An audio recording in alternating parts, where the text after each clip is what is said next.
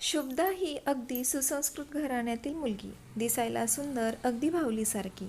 बोलके, काळ्या रंगाचे डोळे, गोरे गोरे गाल, लांब सडक केस. आज ती पाटील घराण्याची सून झाली होती. तिच्या लग्नाला 1 आठवडाच झाला होता आणि ती नेटकीच येती जाती करून सासरी आली होती. शुभदा ही वयाने फक्त 22 वर्षांची होती आणि ती MBAच्या शेवटच्या वर्षाला होती.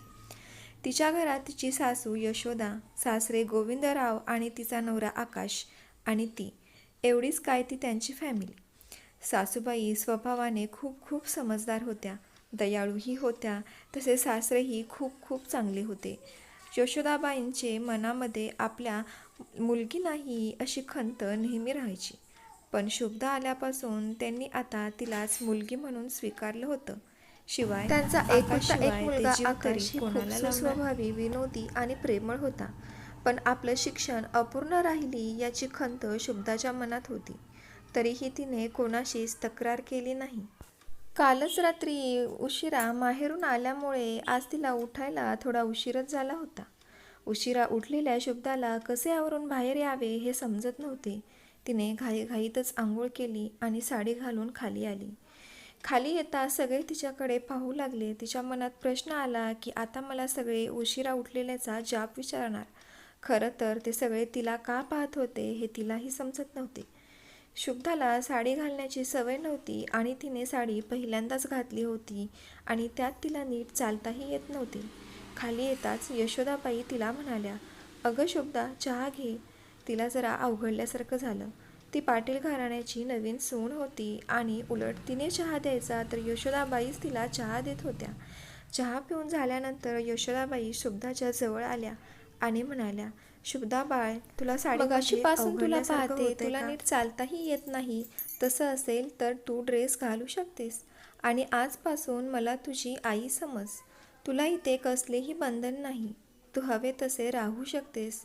तुझे फक्त घर बदललेले आहे, स्वातंत्र्यही राहून घेतले नाही आहे." तिने आतापर्यंत सासूंना फक्त त्रास दिलेला पाहिलं होतं आणि तिच्यासोबत जे घडत होतं हे तिच्यासाठी खूप नवीन होतं. आपल्या सासूबाईंच्या तोंडून हे शब्द ऐकता शुभदाला खूप भरून आले आणि पहिल्यांदाच तिला आपल्याला खूप सुंदर घर मिळाले याचा मनोमन अभिमान वाटू लागला. ती लगेच रूममध्ये गेली आणि ड्रेस घालून बाहेर आली. आता हळूहळू शुभदा घरात मिसळू लागली होती. घरातील सर्व कामे ती एकटीने पार पाडू लागली होती आणि यशोदाबाई तिच्या खूप जवळच्या मैत्रीण झाल्या होत्या. तिला खूप सुंदर एक नवीन आई मिळाली होती, मैत्रीण मिळाली होती. शुभदा तिच्या कामातून जेव्हा वेळ मिळेल तेव्हा तिच्या राहिलेल्या वर्षाचा अभ्यास करत बसलेली असायची. हे ओळखून यशोदाबाईंनी तिला तिचे राहिलेले शिक्षण पूर्ण करण्यास मदत केली.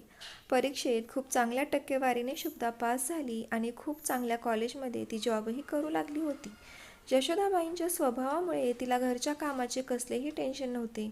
ती कॉलेजला गेल्यावर घरचे सर्व काम यशोदाबाईच करत होत्या, अगदी आपल्या मुलीसारखं समजून घेऊन. पण नियतीच्या मनात काही वेगळंच होतं. अचानक यशोदाबाईंची तब्येत बिघडू लागली. त्यांचा डावा पाय आणि डाव्या हाताची हालचाल बंद झाली. त्यांना त्यांचे शरीर उचलेनासे झाले. आता त्यांना प्रत्येक गोष्टीसाठी शुभदाची गरज होती. त्यांना आता शुभदाने सतत त्यांच्या जवळ असावे असे वाटत होते. पण शुभदा त्यांना साथ देईल का या गोष्टीची खंत त्यांच्या मनात इकडे घरातील सर्व कामाची जिम्मेदारी एकट्या शुभदावर होती. आता शुभदाला यशोदाबाईंची मदत मिळत नव्हती. "शुभदा, तू आता ऑफिसला जाऊ नको" असे शुभदाला सांगावे असे त्यांना खूप वेळा वाटून गेले, पण त्यांचे धाडस होत नव्हते. शुभदा ही अगदी यशोदाबाईंची सू काढण्यापासूनची सगळी कामे करत होती, तीही न काही बोलता. असेच काही दिवस जातात आणि एक दिवस शुभदा घरीच थांबते. यशोदाबाई शुभदाला घरी राहण्याचे कारण विचारतात. शुभदा त्यांच्या जवळ जाते आणि म्हणते, "आई, आजपासून मी ऑफिसला जाणार नाही. मी आजपासून घरीच राहणार आणि तुमची सेवा करणार, काळजी घेणार आणि त्यासाठी मी कालच ऑफिस सोडून दिले. मी पुन्हा नोकरी मिळवेल, पण तुमच्यासारखी आई मला गमवायची नाही आहे. आई, तुम्ही मला कधीच त्रास दिला नाही. सासूपणाचा तोरा, टोमणे मारणे हे तुम्ही कधीही केलं नाही. मला समजून घेऊन माझी सगळी स्वप्न तुम्हीच पूर्ण केलीत ना आई." हे बोलत असताना तिचे डोळे पाण्याने भरून आले होते. शुभदा आणि यशोदाबाई आता एकमेकांचा हात हातात घेऊन रडू लागल्या होत्या. संपूर्ण घरात त्या अश्रूमधून प्रेमाचा वर्षाव होत होता आणि हे सगळं पाठीमागून गोविंदराव आणि आकाश पाहत असतात. आज आकाशला मनोमन आपल्याला खूप समजूतदार बायको मिळाली असे मनात वाटत असते आणि त्याचा चेहराही आनंदाने फुललेला असतो. 5 वर्षानंतर आज शुभ्धाला एक 3 वर्षाचा मुलगा आहे.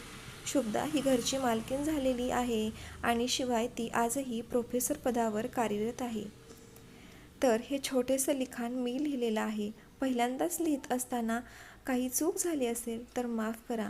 व्हिडिओ आवडला असेल तर व्हिडिओला लाईक करा, शेअर करा आणि नवनवीन कथा ऐकण्यासाठी चॅनलला सबस्क्राईब करायला नक्की विसरू नका.